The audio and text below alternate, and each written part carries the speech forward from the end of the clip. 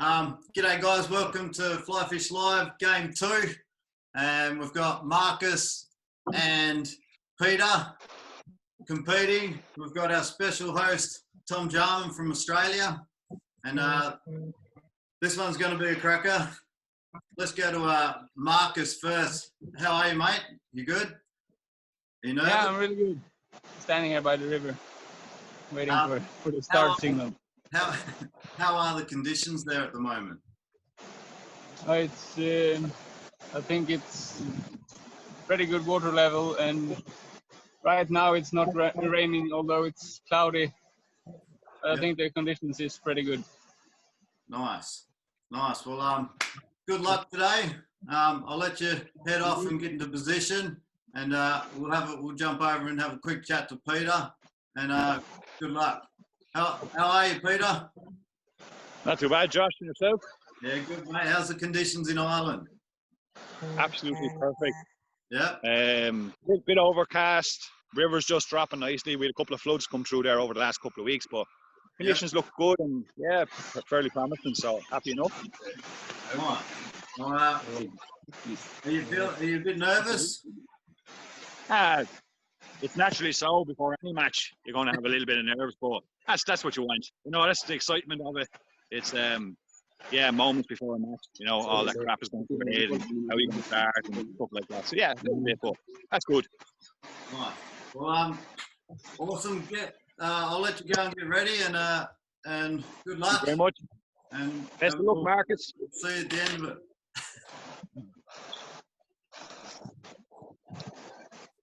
All right. So we've got our special guest on today. Is Tom Jarman from Australia. How you doing, buddy? Yeah, not too bad, Josh. Thanks for having me. I tell you what, I'm so jealous looking at these rivers right now. Being in the Southern Hemisphere, and you can't really fish in Australia at the moment. It looks awesome. It's absolutely awesome. Special guest. Are you coming over next year to Finland? I'm in the team to fish the Worlds in Finland. The Australian team's picked. We're planning if it happens. Yep. Yeah, I mean, if it hopefully it all goes ahead. The situation in Australia is pretty weird at the moment with COVID. Let's just find out a little bit about yourself. Those that don't know you, how many years have you been representing Australia? So I've been in the Australian world team for the last, they're a little loud. So I fished the last 4 World Championships. My first one for Australia was in 2016 in Colorado, then fished Slovakia, then fished the Worlds in Italy, and then Tasmania last year. Du börjar gå uppåt sen. Då går jag bara här nere, bara efter dig. Tror jag. Det är dumt att jag ska in i skogen och harva, tror jag. These guys are getting a bit pumped up and working out their tactics and stuff. I might leave a couple of questions. We've got like just a couple of minutes or so before we start. About 4 minutes. When does the season kick off over there in Australia? Like the proper season? Yeah, so the Tasmanian season opens the first Saturday in August, so that's pretty soon. That's the river season. In Australia, there's always some lakes you can fish out of the season. So, like in Victoria, where I live in Melbourne, the same for New South Wales, the inland fisheries there, the lakes, you can fish them all season round, but our rivers close. Tasmania, more lakes close, but it's all open, rivers and lakes. In Victoria in September, Victoria and New South Wales in September, and Tassie in August. Yeah. Where are you actually from in Australia? Where's hometown? From Melbourne. Yeah, based in Melbourne. Yeah, like grew up in the inner east of Melbourne. Yeah. Nice. And I do believe you also started a YouTube channel. Is that correct?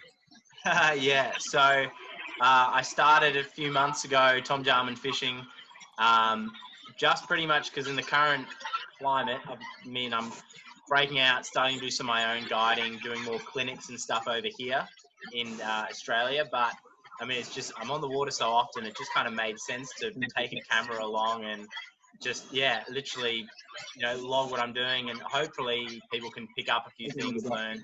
They're pretty much all me fishing, but then I'm trying to kind of explain what's happening and why I'm doing what, and hopefully people can watch it and learn a bit, get a little bit enthused and want to do it themselves. Yeah, nice. I mean, the same with this thing here. It's awesome. It's all about seeing new things, learning. It's just so cool. Cool. And if people want to get in touch with you to go fishing with you for a guided session, what's the best way to do it? Yeah, so they can contact me via Instagram at Jarman Fishing, or easiest is probably go to my website, which is www.tomjarmanfishing.com. Yep. And they'll see links to all the writing and the works I've done in the past, some media work, all my videos are up there, and an explanation of how the clinics work and what the guiding options are if you want to get guided by me in Victoria, or you want to get guided by me in Tasmania through another business down there. Okay, nice. Nice. So we're not far away from start time. There's 2 minutes, guys. 2 minutes, Pete. How was it, Tom? How was it to represent Australia when it was a home country hosting down there in Tassie last Worlds? Yeah, it was awesome. It was a bit different. It was a little bit more nerve-wracking, probably. Obviously, when you know the waters so well and you guide on them and you compete on them all the time, you kind of, you're almost inclined to overanalyze it. But it was cool having all the support and everyone around there. It was a really unique, I mean, it kind of shows Tasmania and Australian weather, how wild it is over here, what happened there. But, I mean, yeah, it was a really cool Worlds to be. Every Worlds is great to fish in. You learn so much every time. All the people are great. Everyone's awesome. But it didn't fish as expected. The weather really kind of changed the fishing in Tassie. It was more streamer fishing on the lakes. The river fishing, the dries were still awesome. So the rivers kind of fished how we expected them to. But the lakes were, it didn't show off how good the lake fishing can be, which was a shame. But the quality of the fish there were so many good fish caught in terrible conditions. You can kind of imagine how good it would be in good conditions. Yeah. All right. Well, I mean, you're a Tassie boy yourself. You should know. Yeah, I love fishing in Tassie, mate. I miss it sometimes being over here in Finland. There are some really good waters here in Finland too. You guys are going to love it when you come over. So keen. Have you been to Finland? No, I haven't. So I've only, I managed to fish Norway and Denmark, and have missed Sweden and Finland. So hopefully, next year, Finland and Sweden in the same trip. Very cool. Can the controllers hear me? Yeah. We're about to start, so I'll count down from 5, and then I'll blow the whistle, and then competitors, away you go. So are you ready? So we'll go 5, 4, 3, 2, 1. Go. The hour has started. All right. Now, which river from the start, Tom? Which river do you think you would like to prefer to fish by just looking at the screen? I mean, I think this is going to be unfair on. Oh no, he's in a tree early, is he? This is going to be unfair on David, but broken water always looks more appealing. Yeah. Like, it looks more appealing because you've got, like, it's faster. There's more currents. There's more happening. So Markus's river there in Sweden, it's got pockets. It looks like it'll hold heaps of small fish. Like, you look at all the pockets, you're thinking behind every one of those rocks in the soft bits, there's going to be a fish there waiting. I mean, David is in Northern Ireland. So, he's in Ireland, not Northern Ireland, I don't think it is. Yeah. Anyway, he's on the Nor River, he said to us before, and those Irish rivers are known for having lots and lots of small wild brown trout, or medium-sized wild brown trout.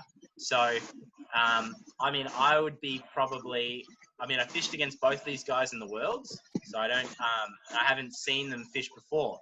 But, I mean, I would think if David can find some water there, which is stacked up with little browns, he'll catch them very quickly, and that'll be really good. But, I mean, it just looks more interesting in Markus's water. So, I'm not sure if are there grayling in his river there? In Marcus's river, I believe there are. Yes, it's grayling here. Yeah. Grayling? Okay, yeah. Grayling, we got, grayling and trout.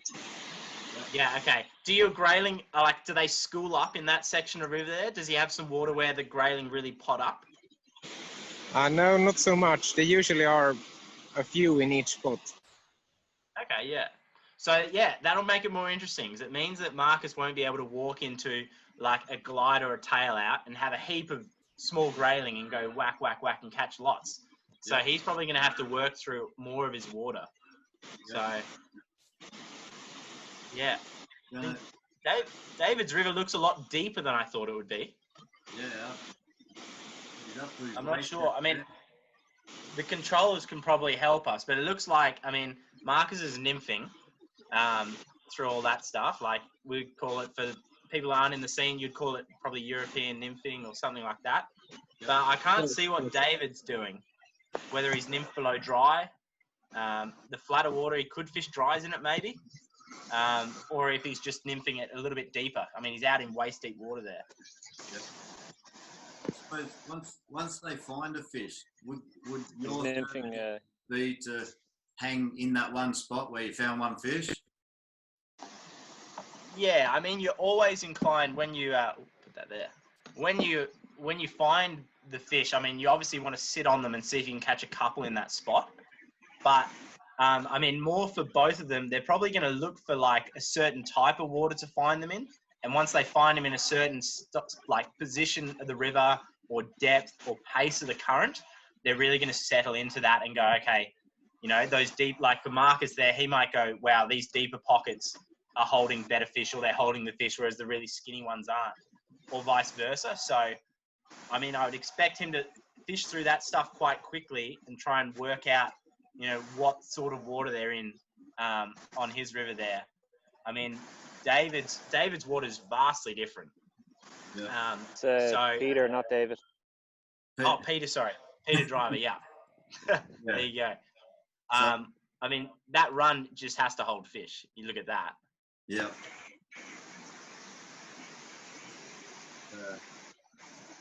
The controllers are doing a great job. Fish on. Fish on over with Peter.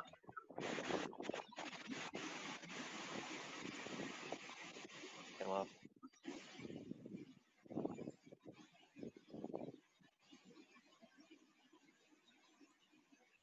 Did he drop it, did he? Yeah. I didn't see him net it, yep. Unlucky. We've had an early touch. It's quite watching this level of fishing is it's quite exciting to see like how they go about it and how many fish they can come across. It's, as I'm not a professional myself, but I get a lot of tips from these guys, and I just wish I could catch as many fish as what they can in an hour. I'll be lucky to catch in a day. What are our I like the bounce back and forth between our controllers. What are the controller names? So Peter, Peter's controller? Mark, Peter's cousin. Hey, nice. Mark Driver. He'll be competing on Sunday. Hey, there you go. Yep. Yeah. And I'm not learning all the things not to do today. You're fishing the same river, Mark? Yeah, I'll be further downstream though. Yeah, okay. Does it slow up, get a bit bigger and stuff lower down, or is it pretty much uniform the whole way down that river?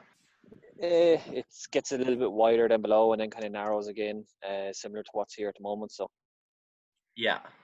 Okay, here's one for you. Here's one for you, Mark, since we've got you. Would you have picked this piece of water that Peter's walked onto? Definitely, yeah. It would have been one of our kind of top choices that we've kind of been working on. So, here and there's 2 other spots, but that we've kind of done our homework on. So, yeah, cool. And what do you like this river? I mean, it looks a bit breezy there, but like, do you get your browns up eating dries down there? Like, is it a good dry fly water? Like Australia, it's almost one of our primary techniques in the skinny water for the browns. Yeah, definitely in the evenings. There's some serious evening rises. Even here this morning, there was plenty of fish rising further back in the flats below Peter. So. Nice. And who is Mark? Who do we have? Marcus's controller. My name is Andreas. I'm Marcus' brother. Yeah, good. Yep. We used to fish a lot together, and last year we were both part of the Swedish national team. Nice. Very good. So Were you in we were Tasmania? supposed. Sorry. Were you in Tasmania? No, we were in Montenegro for the European Championships. Oh, very good. But we both were supposed to go to Finland this year. Okay. We'll go next year instead. Well, yeah, so we'll see you next year. Yeah. If anyone's got any questions out there for any of the guys. Fish on here. Fish for Marcus. Yep. Got that one. Marcus is on the board. Andreas, was that a grayling or a brown he caught there? It was a brown trout. Okay. Brown trout? Small trout.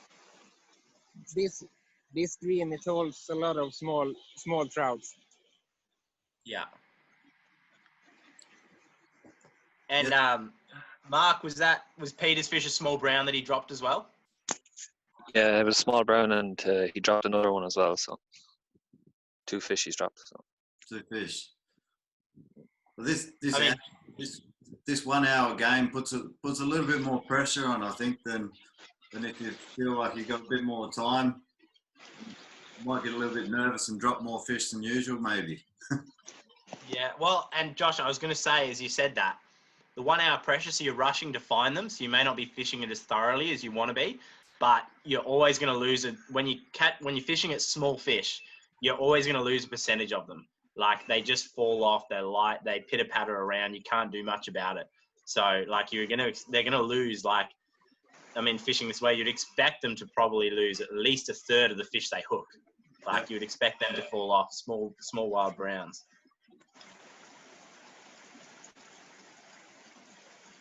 What's happening down there? Looks like it's raining over at Marcus's river. Yes. Yeah, we have some rain. Yep. So don't underestimate, for the people watching, don't underestimate when you're trying a European nymph, how painful. You wouldn't think that the rain's going to affect your fishing that much, but it just makes everything slightly more difficult. Like, your cast, the line doesn't shoot through, it sticks in the rod. It's all just a little bit more awkward. So, I mean, the rain is just an absolute killer at times. And the wind as well. The wind for both of them puts you out of contact with your flies. Yep. So I've got Fish one on. guy here, Robbie. Fish here. Fish on Yes. in Sweden. Grayling in Sweden. Grayling in Sweden. Really? Number 2. That's a good start from Marcus. We've got one guy here who said, Robbie, I hope I pronounced his name right, Robbie Fellon. He can't see, he's only got the volume at the moment, but it's 2 to Marcus and 0 to Peter at the moment.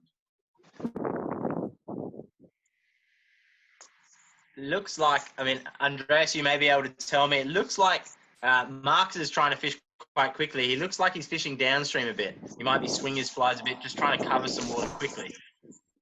Yeah, I think that's a good insight. I mean, especially when you're in shallow water, what you can often find, it was the case in the Worlds in Slovakia when we were fishing at Grayling over there. Like, you fish your small flies, you can really find them at times by swinging across and down. It's a quicker way to fish through your water than fishing upstream. So you find if you can do that, it looks like he's doing a bit of that, casting across, swing through the pockets. Fish for Peter. Fish for Peter. 2-1. Very nice. As we're saying about Marcus though in the Grayling, very good to swing across through the pockets. You're not always going to catch them swinging, but you're generally going to elicit a response. Like, the fish are going to come up, have a look at it. You might get a pluck and you might go, okay, there's a couple of fish there or there's some fish there, and then you can reposition, get below them and dead drift up to them.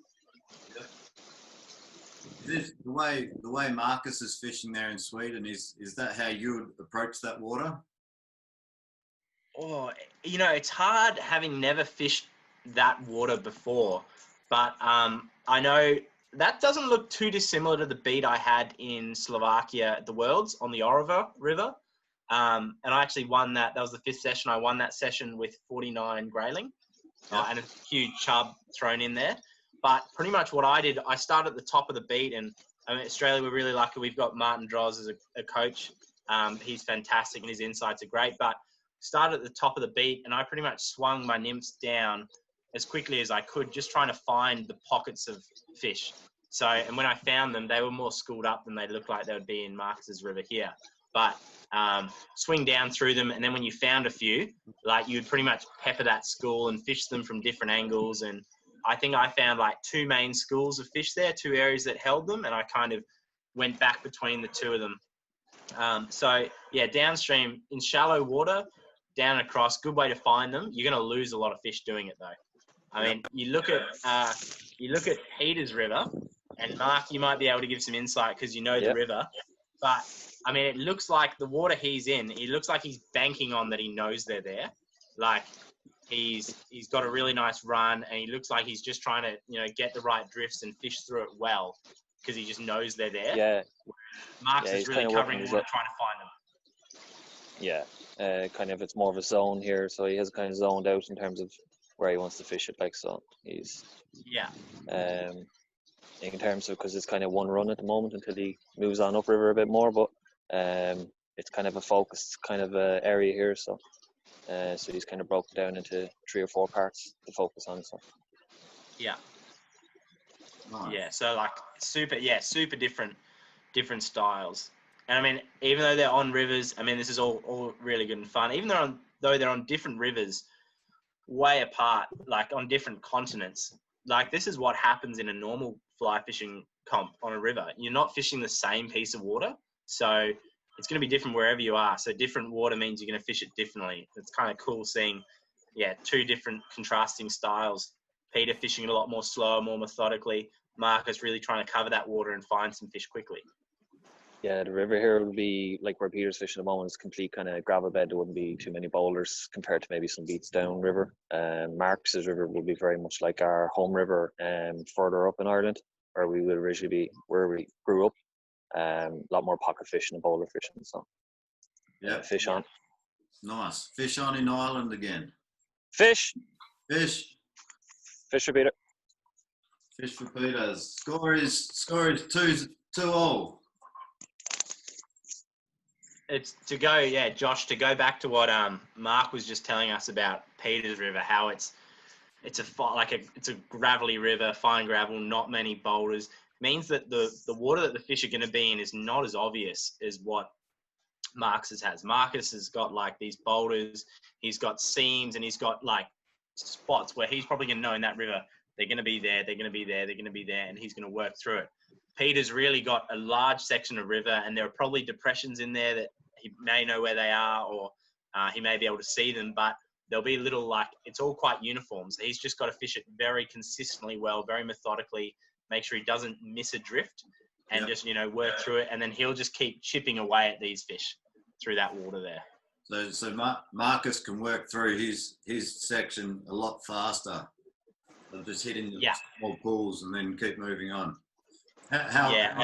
He'd have more water to kind of hone in on. So for Peter, the fish can kind of move back and forward in and out of those grooves and depressions, as you were saying. So and I mean, Peter's water, it looks like, I don't know how deep it is from here, it looks like it has a bit more depth to it as well. So it may, if he finds them and catches them, he might be able to refish it quite well, and the fish will hold up, and he can fish it through once, then rest it, come back, and I mean, we've only got 45 minutes left, but he could refish some of that water, whereas like it's a big risk. Like you wouldn't expect Marcus to want to refish much water, because he would be expecting the fish will be in his hot spot. He'll fish the seam coming off behind the rock, and it'll be bang, there'll be one there. If not, he can move on. And I mean, if he really thought there was one there, he might keep fishing at that one spot, change flies, change angles. But I mean, for him, he's probably just looking to, catch these easy fish dotted through the pocket water. Whereas Peter there is just going to methodically work through his zone there and catch them. Yeah. How long would you stay? Fish on. Fish on. Fish. Fish for Sweden. Marcus. I'll get back to that question. Tom, how long or how many casts would you, in that water that Marcus is on, each little pocket, how many casts would you throw in there? Do you have a number, or is it just your feeling? You got to feel it. Anglers just feel it. And depending on the day and if the fish are aggressive, and they really want to feed, you're going to know in 1 or 2 casts because they're going to be prepared to move to the fly. But if they're really shut down, if it's cold, the pocket's a little bit deeper, or the drift is quite complex and the fish doesn't want to move that far, you're going to have to give it quite a lot of drifts because your fly... Oh, there we go. Peter's got one on, has he? Peter's on. No, come off. Oh, dropped it. That's just going to happen for him.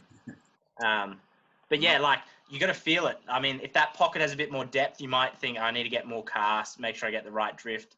But it depends how, aggressive his fish are. If they want it, he'll be able to go a couple of casts in each pocket and move on. But if they're a bit shut down, he may need to put, 10 drifts through that sort of area. Because if that fish is here and he doesn't want to move, he won't move a foot to a fly. He only wants to move that far. You got to be incredibly precise with your drifts, getting it in the right zone. And you're not going to be able to do that with 1 or 2 casts. You're going to need to give it a good number of casts. Yeah. Great little tip for anyone that's starting to get into competitive fly fishing or just fly fishing in general, trying to look for fish. It's great piece of advice, that one. I mean, we all got into I got into comp fishing, and a lot of the friends I have in Australia that comp fish, we all got into it to learn. And then the competitiveness kind of takes off. So, I mean, it's a great avenue for just learning because these are the things you pick up that make your recreational fishing more enjoyable and give you more direction. And it keeps Fish on. Fish on. Fish for Peter. Fish for Peter. Score is 3-all. 3-all. 3-all. 3-all. What sort of numbers are you thinking, Tom, that these guys might catch? Any idea? It's hard to say not knowing the beats. I'm looking at where Peter is, and Mark, Peter's controller, who also competes and knows the river well, may have a better idea. But Fish. Oh, Fish on. Mark's has got one. Fish here. He's got it. Yep, fish is in. 4-3. It's another close one. I've had a lot of people think that it's going to be a blowout here and there, and mate, you need one of these.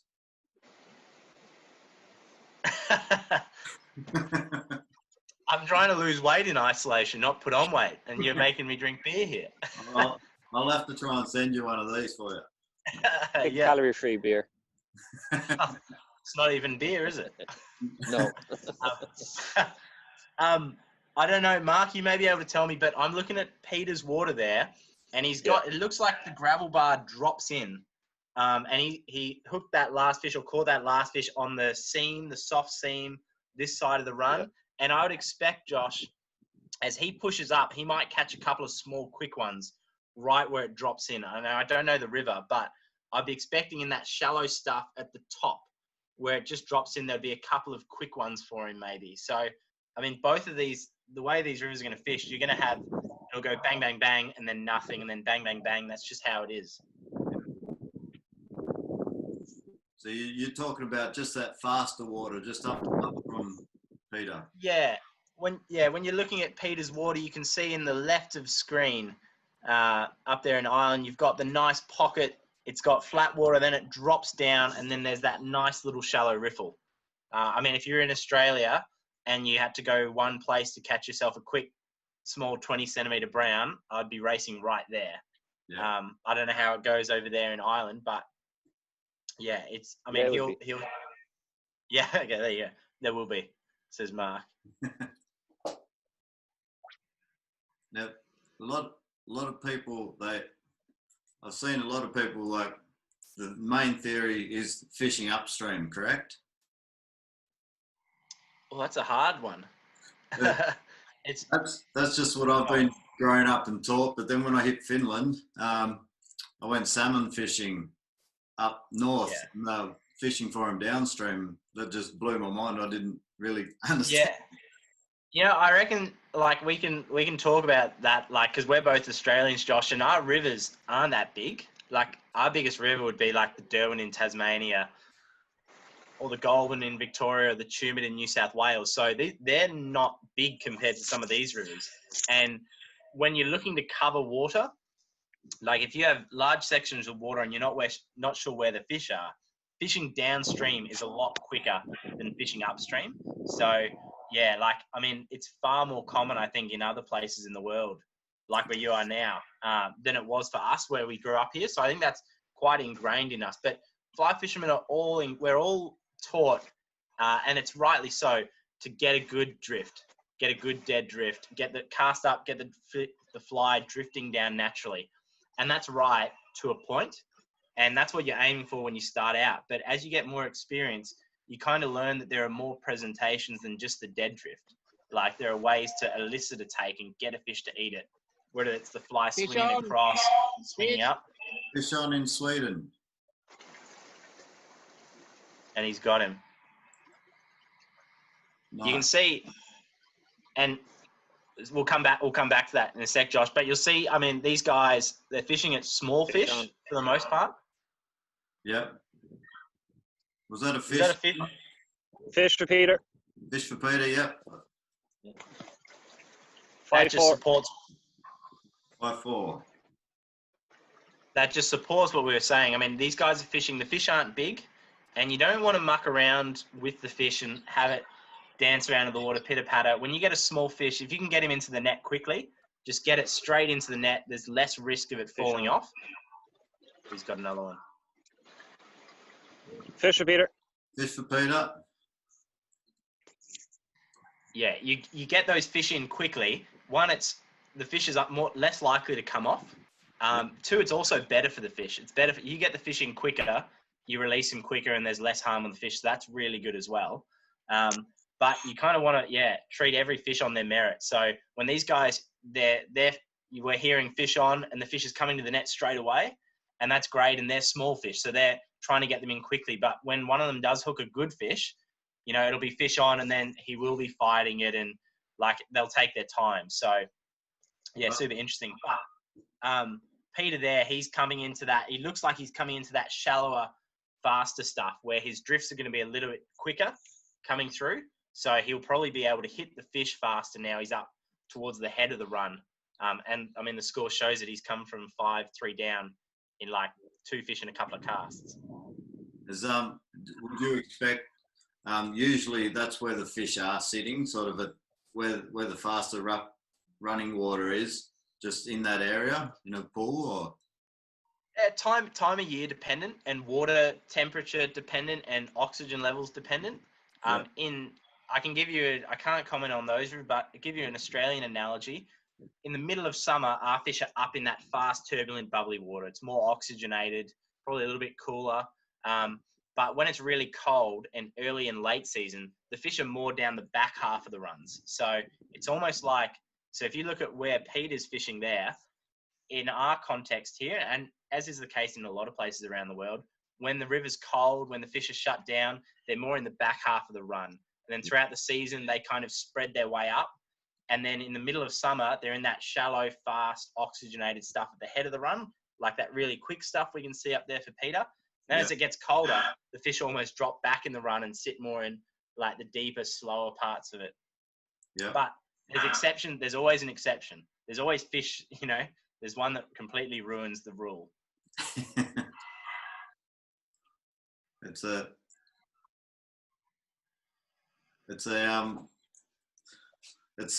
unpredictable, isn't it? Fishing, it so is. So yeah, here's one. I mean, I don't know what you reckon there, Mark. Do you reckon Peter's going to fish this run? It's 33 minutes in. Will he finish that run? And is there water above him there that looks good? The flat water, is that good? Fish in Sweden. Fish here. Yeah, fish in Sweden. Do you reckon, Mark, like, will he finish that run and get up into the flat water above it, or will he drop down and refish?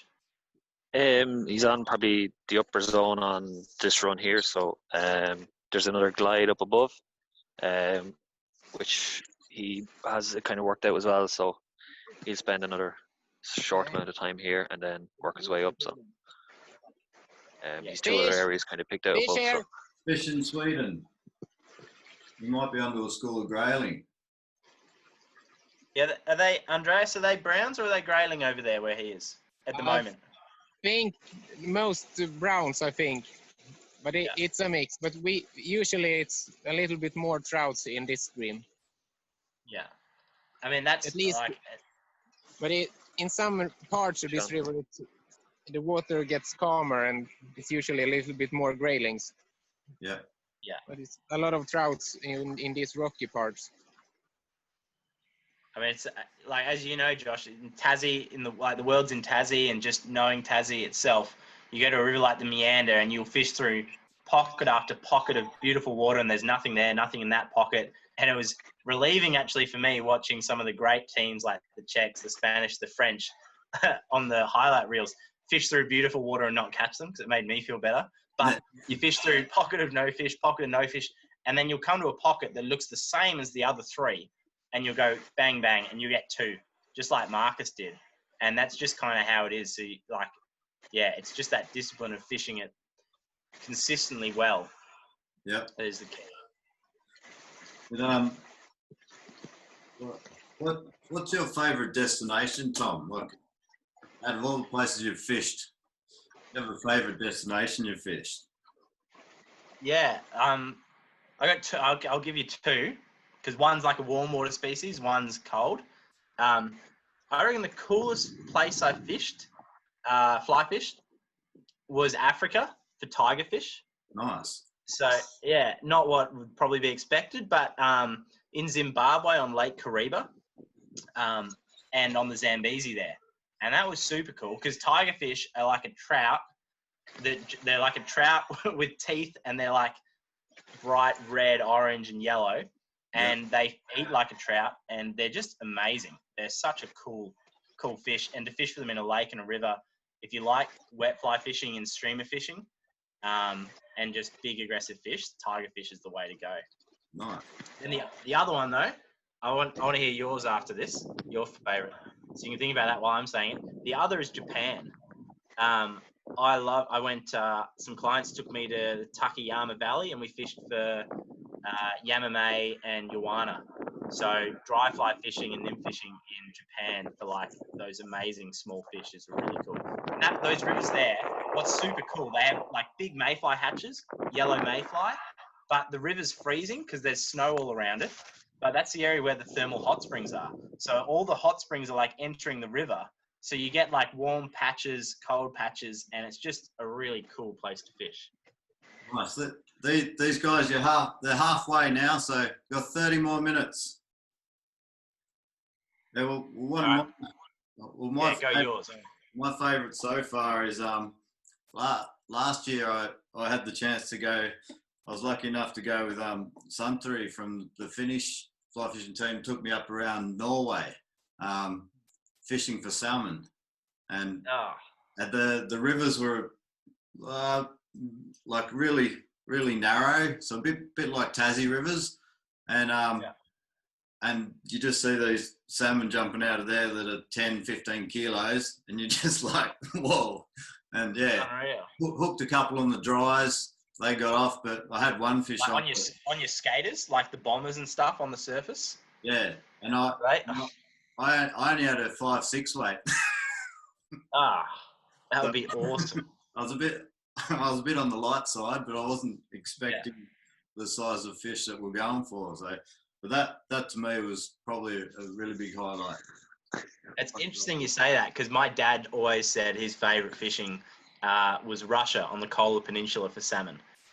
When we lived in the UK, he's just like, salmon fishing is amazing. Yeah, it's one thing I haven't done actually. Yeah, we're right in the sort of up towards Norway, Russia sort of area. So I can't remember. Yeah. So yeah, if you get a chance to fish north for salmon, definitely highly recommend it.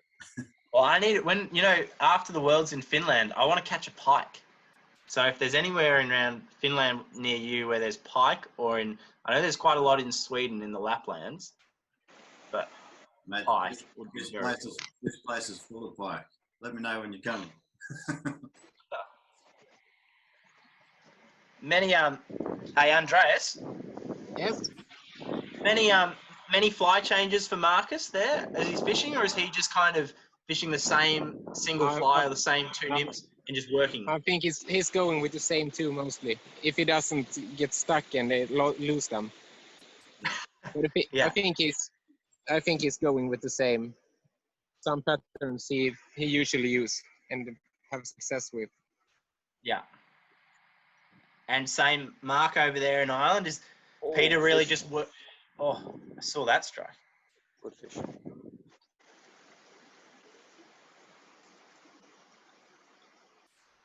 Fish Is that in a the better net. fish there? Yeah, Fish on. pound and a quarter maybe. Nice. He got that one there, Josh. Yep. Yeah. Did you get that, Josh? Yep, got that one. Cool. Mark, is Peter pretty much just working through the same couple of flies, just trying to find those fish rather than changing up for each fish? Yeah, no, he made one change, and he has adapted. He made two changes: one fly change and the other weight change. So yeah, different size bead. So another fish. Another fish. What one is that? Fish in the net. Yep, fish in the net. 7-all. Scores a level. And Josh, like we were saying earlier, we're seeing that as Peter's getting up that run into that faster sort of the head of his run, he's really started to kind of accelerate. Yeah. So Marks is just chipping away, isn't he? Through the pockets. Yeah, there was a little gap there, wasn't there, when they didn't really have any touch. Fish on. Fish on. Yeah. Fish in the net. Fish on. Peter's just hit the lead. Fish in the net in Sweden. Marcus just got one as well. Yep. That's 8-all. Whoa. Those fish of Peter's, they looked like they were slightly better fish, those two, Mark, were they? Yeah, they're holding up in the faster water here. I don't know if you can see the big pocket on the far side, just over here. There's a big boulder, and he got those last 3 fish underneath that. So. Yeah. Josh, has there been a double header landed yet? No. Not yet.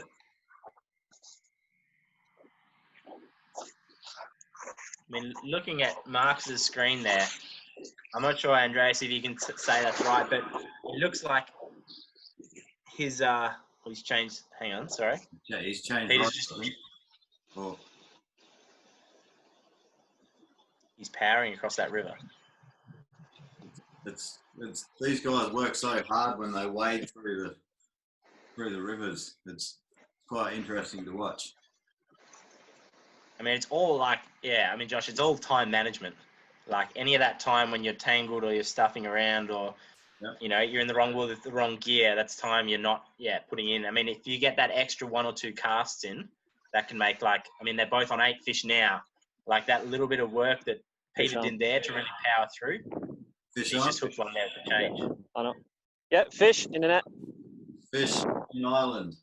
Corey Scott's just come on and said good numbers. He's probably watching, getting an idea for his next match. I feel for Corey as a fellow Southern Hemispherian that we don't. Yeah, it's cold. It's cold for us down here now. So Corey may battle in that his numbers. I don't know how the Waihow or Waimakariri is fishing, but it'd be hard to compete against some of the big numbers that you could catch here. Yeah. Fish on Sweden. Fish in the net. Fish in the net. Peter. See, that rod change he made, Mark. Did he just change to a different nymphing rod, different set of flies, or a single nymph, or same set of flies, same nymphing rod. Same. So.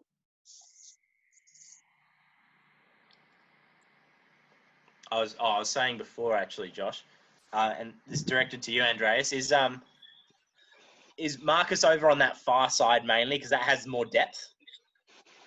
Yeah, I think it's a little bit deeper there. Because I've just been, Josh, looking at that, wondering why he's stayed over there. But then when you look at the screen here, yeah, it's very shallow. It may only be, this sort of depth, but he's probably gluing to that water with a little bit more depth, which is why he stayed over that far side. Whereas early, he was, on our side there. I did speak to him yesterday, and he said last time he was at this river, it was 20 centimetres higher. So this is one of his favourite rivers. But then the water level has come right down. So he thought it was going to be quite tough, but he's still pulling fairly good numbers out, I think. I mean, yeah, Marcus is just chipping away, going fish, as we're, Peter's getting those flurries. Like he had that pocket on the far side there near the trees where I think he caught two or three very quickly. So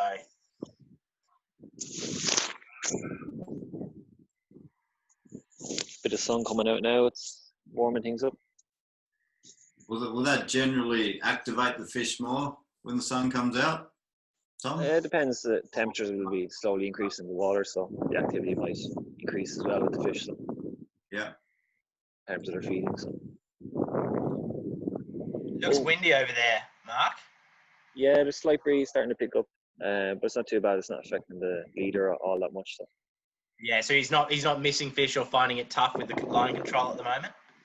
He's missed, I think I've counted about 8 so far, but nothing to do with the wind. It's just obviously That's just small fish. Didn't hook them right. So yeah, and that just like Josh and for everyone there, that just happens. Small fish in current, like we imagine when we have our nymphs, we imagine that line cuts in a dead straight line between our leader, our indicator, and the fly, but really it's all squiggly and there is slack in there no matter how good our control is, if we want to get a good drift with the right fly weight. So there's always variables like that you can't control. Oh, we have a fish. Yeah. Fish. Fish on and Fish in the net. Yep. You would have thought that he knew there was a fish there because he's been sitting there for a long time. Been in that water for ages, hasn't he? Yeah. That's one other thing, Josh. It's amazing how all it takes could be a fish. in one of those pockets. Oh, hang on. Fish in the net for Peter. Yep. 20 minutes left, Pete. Yeah, 20 minutes to go. I wonder what Peter's going to do now. He's nearly at the top of his run, and he's got 20 minutes. He can probably refish maybe, or push on. But he didn't really hit many fish early in the run. Whoa. Like he really found his fish, up in that fast water where he is now. So what would you? I mean, if he's got that fish lower in the runs, but he did hit some lower in the run. He, as I said, like up until now, he's missed 9 fish, and he dropped 6, I think. So yeah, he had 6 on that he dropped, but he did anticipate fish down further in the run where he started, but they just weren't there. So today, compared to practice, Tom, it looks like he's pushed. What would you do? What would your thought be if you got to that position? You got 20 minutes left. Would you go back or keep going up? I don't think he hit enough fish to go back. I would power through the shallow water, or the faster water. The faster water, he's going to get quicker drifts through. It's lower down in the run, his flies are going to go in, and the drifts are just painfully slow at times. So I'd probably, he hit a few fish very quickly in that pocket, and he's got some fast water there. I mean, I'd probably push up into that faster stuff, and you'll be able to cover more water quickly in the fast water. Whereas if you're in slow water, it's going to take a lot longer.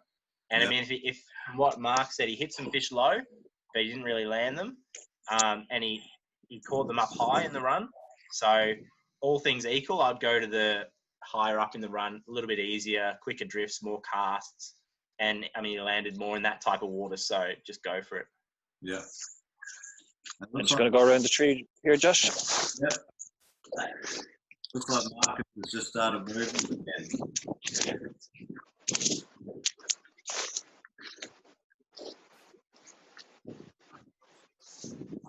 I've got a question for you, Tom. Back in the Worlds in Tassie, were you guys, we all know what Tassie weather can be like. Yeah. Were you guys prepared for something in case the weather absolutely went zonkers? As in the venues or the anglers? As in you guys as competitors, were you prepared if the weather turned and went completely like it did? Not really. I mean, it doesn't, everyone's like, oh, that's Tassie weather. But it doesn't do that often and get that feral down there. Like, that was just, that was a special time. Yeah, and not like 5 days of it. I was expecting a day or two of big wind, but not 5 in a row. But I mean, as far as the fishing, I mean, when it got that windy and that rough and the water got dirty, it was never going to be about mayfly and nymph fishing like we'd hoped it would be, and even dries on some of the lakes like Penstock. So, I mean, it became kind of a pull-off. But as far as the weather, I mean, we all had like the possum gloves, and every team had bought them up, and you had like 2 pairs of them. So you could swap them halfway through the session when they got cold and wet. And I know a lot of the Finnish boys, they bought like latex gloves, and the South Africans, so they put latex gloves on so they didn't get wet and cold. Then they put the possum gloves over the top to keep them warm. And like when you wear gloves and fish, it ruins your feel and it makes it harder. But it was so cold, everyone was like, I'm not fishing in bare hands. It's too cold for that. Was it the Mongolians or Kiribati that never fished out of a boat or something like that? Yeah. The Kiribati, they're all the bonefish guides from Christmas Island. Fish on in Sweden. Fish in the net. Fish in the net in Sweden. It's becoming another close one. 10-11.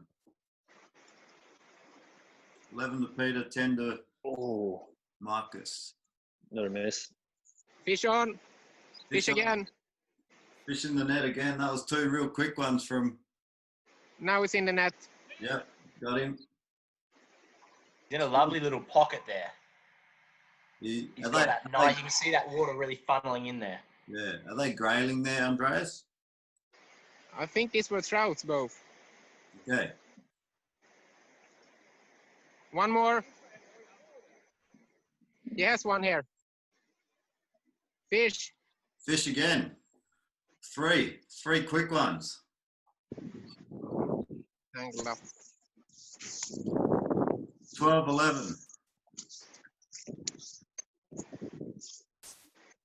Hard to know whose position you'd rather be in right now.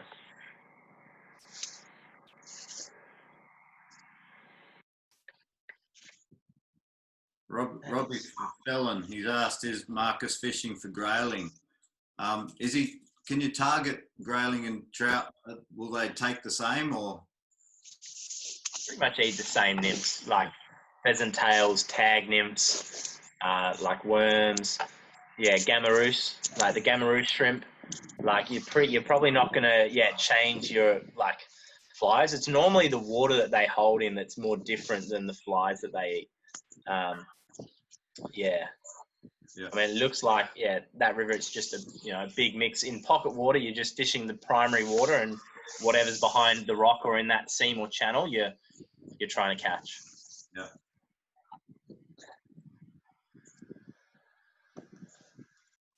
But small for grayling. Typically, you're not going to fish massive nymphs. You're going to be fishing small. Yeah. And is it an advantage if you find a little school of grayling? It's going to be an advantage numbers. Yeah, if you find a school of them, I mean, like fish. Fish in the net. Fish for Sweden. 13-11. I mean, if you find a school of fish, like if you find a little patch of them, there can be 15 sitting in that one tail out or one piece of water. Fish on in Ireland. Fish in the net. Fish in the net. This is coming down to the wire again.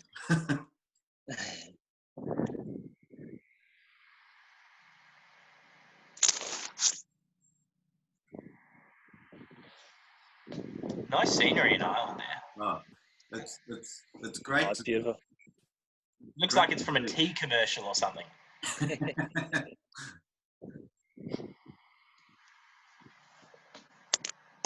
Great to be able to see a couple of different rivers at the same time from different countries. Yeah. And just to see how, just completely different. It's good. It's good to see like completely different countries, like different species as well. Fish on. Fish on. Fuck. Fish on. Fish. Fish in the net. Yep. Did Did he lose that, Mark? Yeah, he lost. Fish here. Yeah. Small fish. Fish. Yeah, we got Marcus. Yeah. Did you get Yeah. covers? Yeah, we've got you. Good. Yeah, I mean, like different parts of the world, but very similar, styles of fishing in the right water type. It's like everything you see out there online, or if you read, it transcends countries. Like it's, trout to a degree, a trout, and water types are water types. And yeah, you can kind of, if you have a good range of flies and good approach, you can catch them really wherever you go. Yep. And there's obviously those little idiosyncrasies to each river and each nation, and size of the fish and Fish how on. they like to eat. Fish. Yeah. Fish on. Fish in the net. Fish in the net for Peter. Fish for Peter. 14-13. Marcus up by 1. Are you allowed to pick a side, Josh? Support it. You're completely impartial. What are you talking about? To support? Yeah, and when you watch this. If you want to pick a side, go for it. No. I'm just interested to see if people would be like watching, going, really, rooting for Marcus or Peter. We've got a bit of a mix happening at the moment. We had some guesses come into who was going to win. It was quite even on the sides who thought who was going to win. And I know the Irish. Fish on. Fish on. Good fish. Oh yeah. No. Dropped him. Dropped him. That's in it. That would be very painful for Peter right now, because as soon as you lose a couple in a row, the next one you get, the first thing you think is, oh no, like I can't lose this fish, especially at one fish down. Does that tend to make you do something different? I'd like to say no, because you treat each fish on their own merit, and each fish is an individual, and you fight each fish on their merit. But sometimes you do go, bugger this, I want to get it in, and you put a bit too much pressure on it, and then you pull the hooks, or you can't. It's very hard to explain how in like big competitions, internationals, how those little things get to you sometimes. Yeah. And you put a bit too much pressure, or you rush that fish, or you're a bit too easy on him, then he goes around a stick, and you think I'm an idiot. Fish on. Fish on. Fish in the net. Fish in the net for Ireland. For Peter. 10 minutes left. 10 minutes. 10 minutes. It's draw.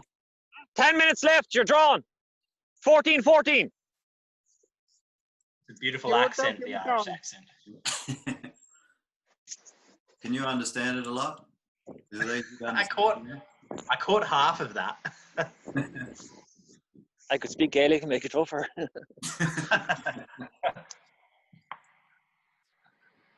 So just to let the viewers know, if it ends up being a draw, the first person who landed a fish, they will win the game.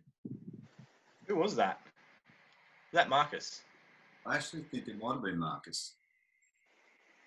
We should probably know that. Yeah, but what these are preliminary scores. So what we'll do at the end of the game, we go back, review the game, and then we'll post the final scores. So at this stage, it's 14-all, and I think it was Marcus that caught the first one. Yeah, it was Marcus. Yeah. I mean, that puts a bit of pressure on, Peter, because now Peter can't. Fish on. There you go. Fish in the net. Fish in the net. Yep. Yep. Did he pop that and it came like way beside him? Yep. I've seen some of these when I was in Italy to come and watch the Worlds over there and do a bit of filming. One guy, I just saw him just cast and go like this, and the net was ready already. Fish on in Sweden. Fish in the net. Fish in the net. 15 old. That looks lovely water where Marcus is now, behind that rock. It's got some bigger boulders. Yep. Like, looks more interesting than where he was like 10 minutes ago. Fish on by Peter. I know, caught. Fish on? Nah, you just hooked the rock, I think. No. Burning through that water. Fish on. Fish on? Fish. Fish for Sweden.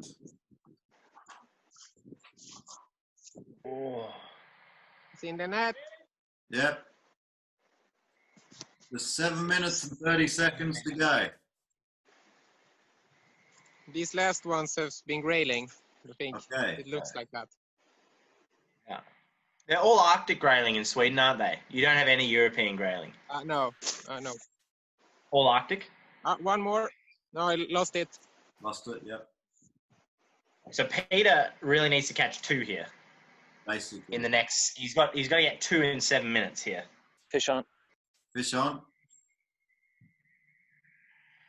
Fish in the net. Yep, fish in the net.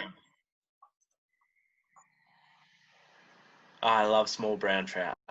Fish on. Fish on in Sweden. I think he lost it. Oh. It came off. Yeah, it's off. There's still 16 old.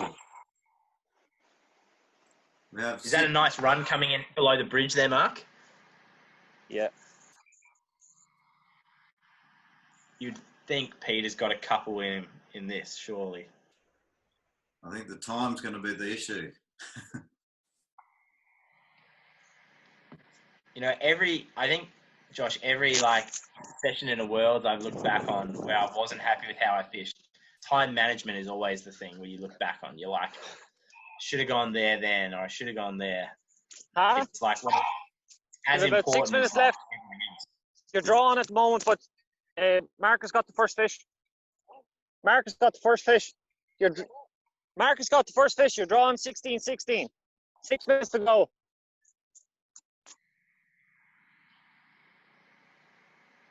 This is where how to keep you cool and just keep doing what you're doing, I suppose. And you know there's just over 5 minutes to go.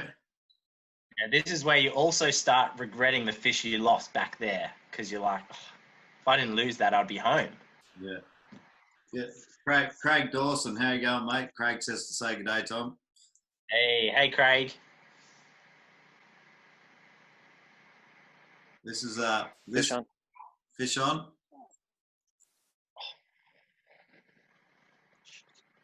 No, come on. No, He came off. I heard him swear, I think. Yeah. I think there was a little beep there somewhere. Yeah. There's last 5 minutes, guys.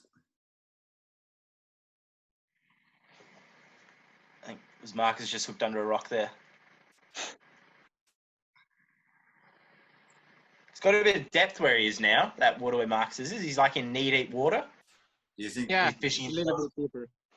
Yeah, he's got a bit of a shelf running diagonally to the far side there.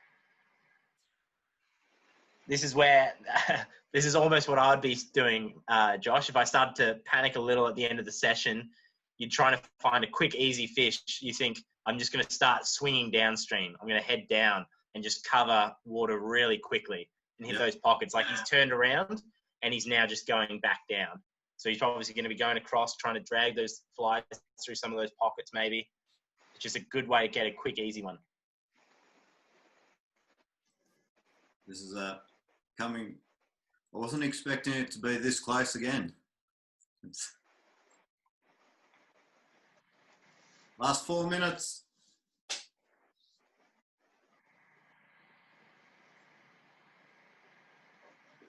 Do you think Peter's going to get another one, Tom? He's got to, surely. He's got 3 minutes. That's, I don't know how fast the water is, but he's got like You know, he should have another 20 drifts in him, maybe. When you're coming into that run, you know there's going to be a sweet spot. You know he's got a little V or something he's eyeing off a seam where he's thinking, if I get to that, you know, if I get to that pocket, I get that drift right, and it goes down, he's going to catch him. Just so the viewers know, if someone catches a fish and has a fish on and the buzzer's gone, the time's over, they get 3 minutes to land that fish. It's a long time. I think they only need 10 seconds with the size of these fish. Yeah.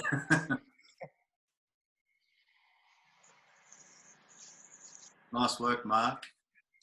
Yeah. 16. Men du leder på att du fick först. Men en till skulle vara bra. I think he just said there's 2 minutes 40 left. How is your Finnish? And your Swedish and your Danish? 2 minutes, 30 seconds left. A little bit, mate. I know some. Still a draw. I know some swear words, and that's about it. They're all quite similar, those languages, aren't they? Finnish, completely different. Oh, okay. The others like Sweden, Norway, Danish, they're very similar. One of my exes was, she was Danish, and she just told me to learn Norwegian because it's easier. Drop the fish. Drop the fish. That's Fish on. fish on. Fish in the net. Fish for Peter. With 1 minute. Yeah. 1 minute 50 left. Take your time. Man, I reckon Peter's got another one in him there, where he's sitting up in that, like, run coming in beneath the bridge. Oh, there's loads the whole way across.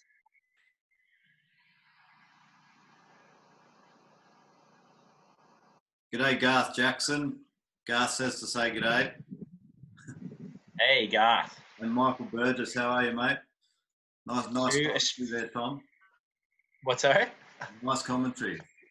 2 lucky Australians not in a state in COVID lockdown. Yeah. Fish. Fish on. That come off?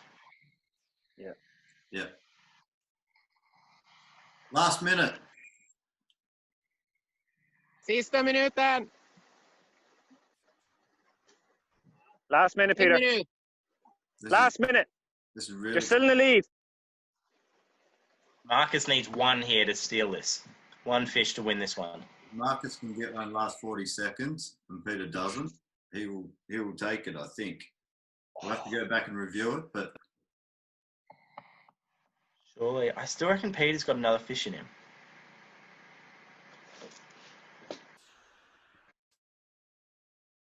How's the time, Josh? we got 17 Fish on. seconds. Fish on. Fish on. Oh, Ah, I lost it.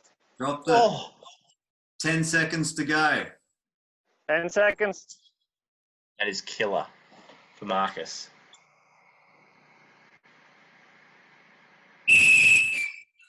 Fish on. Over. Fish on. Game Over. over. Game over. The whistle Over. blew before they hooked up. No, we had it. Oh, this one will 17, 16. Okay. What will happen? Marcus had one on at the whistle. What we will do? Whistle blew and then call fish, but Det är That's slut, what I heard. Marcus. Slut. Okay. Oh. We'll have to recheck this one because he had it at the final moment. blew Okay. the whistle. What Marcus will, calls fish. what will happen But, is we will take this Josh down said no, to but they're going to re-look at it. Like, judges and Sweden saying Marcus saying that they call one on the whistle. So Slut. this is going to be a very interesting one. I'll just turn the Yeah, time. that was very close. That was very yeah, close. go back now. You're going to look back at the footage, Josh, and have a scroll through? So what we I do, know, yeah. there's a couple of judges, and we're going to look back through the footage once we have a quick chat to the competitors, and then we'll post the final score up on Ultimate Event Fishing and Hunting on Facebook page. And this one, there's a couple of spots there that we know that we have to look at. So one of them being that last one, did the whistle go off, or did he have a fish on? That's going to come down to the judges, that one. Need to see it on a big screen. Yeah, so we'll watch this on a bigger screen, and yeah, we'll see if we can grab one of the competitors. Yeah, Peter's just coming up out of the bank here if you want it. I have Markus here as well. Yeah. Let's head to Markus first. How are you, mate? How's it going, buddy? I think he's in Markus. Right? Yeah. All right. Oh, we got Peter, have we? We got Peter online. Yeah. Oh, how are you, mate? Did we saw you drop a lot of fish? Was it pretty nervous or? Yeah, a little bit nervous at the start, but they were just coming very short with, like, just really weren't committing. That's competition fishing. You know, a bit of nerves, a bit of over eagerness, a few things like that. You know, that's the nature. You're always going to drop fish, no matter how much practice you put in. And there's always going to be them ones when you're tight lining and kind of, trying to whack them out, move as fast as you can, cover them with water you can.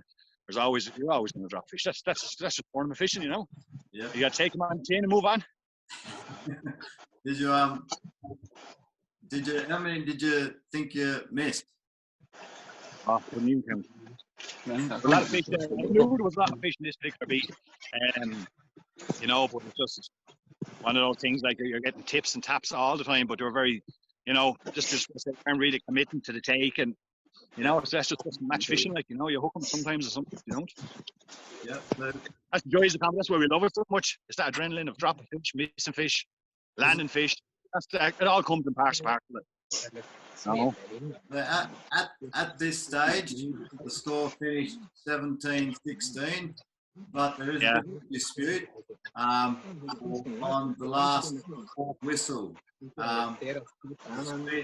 Markus controller seems to think they had a fish on when I blew the whistle. So that's going to be reviewed. So this is a really tight one, but at the moment it's 17-16. But we will let people know the final score. Absolutely, and whatever the judge's decision is the judge's decision. So that's what yours all trout. Yeah, pretty trout, yeah, all brown trout, yeah. All brown trout. Nice. Well, let's jump over to Markus. How are you, buddy?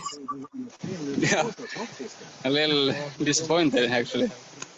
I lost so many and I had lots of strikes, but couldn't get him on the hook. Yeah. Do you have any idea how many you might have missed? Maybe as many as I got. Around that, maybe. Okay. A lot of small trout just nagging the plier. Yeah. Did you catch many grayling? 5 or 6 maybe.